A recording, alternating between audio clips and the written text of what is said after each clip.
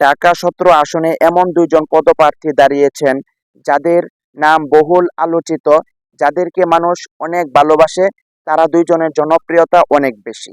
তবে ১২ তারিখে আসতেছেন সরকারি নির্বাচন। এই ঢাকা ১৭তে দাঁড়িয়েছেন একজন বিএনপির ভারপ্রাপ্ত চেয়ারম্যান তারেক রহমান, আরেকজন হইল ডক্টর খালিদুজ্জামান। তবে কে সামনে যাচ্ছেন সংসদে? একজন পুরা রাষ্ট্রের দায়িত্ব নেওয়ার জন্যই দাঁড়িয়েছেন, আরেকজন কিন্তু শুধু এমপি।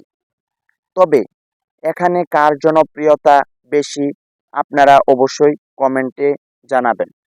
কে ১২ তারিখে সংসদে যাওয়ার আশঙ্কা রয়েছে? এই ১৭ থেকে জিততে পারবেন তারেক রহমান, তার কি আশঙ্কা রয়েছেন? এটাও আমরা একটু জানাবো। এবং কে এই খালেদুজ্জামান, এটাও জানাবো। দেখেন, ১৭তে দাঁড়িয়েছেন তারেক রহমান এবং বগুড়াতে দাঁড়িয়েছেন, আর খালেদুজ্জামান শুধু ঢাকা ১৭তেই দাঁড়িয়েছেন। এমন দুজন প্রতিদ্বন্দ্বী যাদের নাম এবং তাদেরকে মানুষ চিনে। তবে ঢাকা ১৭ আসনে আমরা যা দেখতেছি, ডক্টর খালেদুজ্জামানেরই বেশি জনপ্রিয়তা রয়েছে। তবে তারেক রহমানেরও কম না, তবে খালেদুজ্জামানের একটু বেশি। তারেক রহমান তিনি বিএনপি থেকে দাঁড়াইছেন, আর খালেদুজ্জামান তিনি জামাতের দাঁড়িপাল্লা নিয়ে দাঁড়িয়েছেন। তবে কে বিজয় হবে, কে সংসদে যাবে, এটা একমাত্র জনগণই বলতে পারবে। আপনারা যাকে ভোট দিবেন তারাই সংসদে যাইবে। তবে আমরা যা নেটের জগতে দেখি, ডক্টর খালিদুজ্জামানেরই বেশি জনপ্রিয়তা রয়েছে। কারণ ডক্টর খালিদুজ্জামান তিনি একজন ডক্টর, মানুষকে সেবা করেছেন এবং ভালো মন মানসিকতার মানুষ। আর তারেক রহমান তিনি ১৭ বছর লন্ডন রয়েছে, সে বাংলাদেশের জন্য কিছু করে নাই, এবং কি তিনি ঢাকা ১৭ আসনেও ঘুরে নাই, কিছুই করে নাই। তবে ঢাকা ১৭ আসনে আলোচিত এবং চলাফেরা খালেদুজ্জামানের। তবে কে সংসদে যাইবে এটা কিন্তু এখনো আমরা বলতে পারি না, কারণ ১২ তারিখেই জানা যাবে যে কে সংসদে যাচ্ছেন, তারেক রহমান নাকি খালিদুজ্জামান।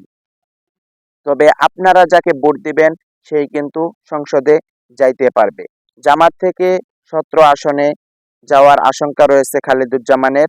তবে আমরা ফেসবুকে পোস্টের মাধ্যমে যা দেখতে পারি খালিদুজ্জামানের জনপ্রিয়তা বেশি। তিনি একজন ন্যায়পরায়ণ মানুষ এবং অনেক ভালো একজন মানুষ, একজন ডাক্তার, একজন চিকিৎসক। এই জন্যেই মানুষ তাকে অনেক পছন্দ করেন। তবে জামাতের আমির এমন দুইজন প্রতিদ্বন্দ্বী লাগিয়ে দিয়েছেন এবং একজনের বিরোধিতা করতেছেন, এবং এমন একজন মানুষের বিরুদ্ধে দাঁড়া করায় দিয়েছেন যাকে ঠগানোর মতো এত সোজা না। যদি একটা সাধারণ কোনো লোক দিয়া রাখতো তাহলে এক চান্সেই তারেক রহমান পাস করত। এবং এখন এমন একজন মানুষকে দিয়েছেন, এমন একজন মানুষকে তার লগে লাগিয়েছেন যাকে ফেল করানোর মতো সম্ভব না। তো ভিউয়ার্স, ভিডিওটা কেমন হয়েছে অবশ্যই লাইক কমেন্ট শেয়ার করে আমাদেরকে কমেন্টে জানাবেন। আর আমরা এই চ্যানেলে প্রতিনিয়ত এই নির্বাচন নিয়ে কথা বলবো, সবাই চ্যানেলটি সাবস্ক্রাইব করবেন। ধন্যবাদ।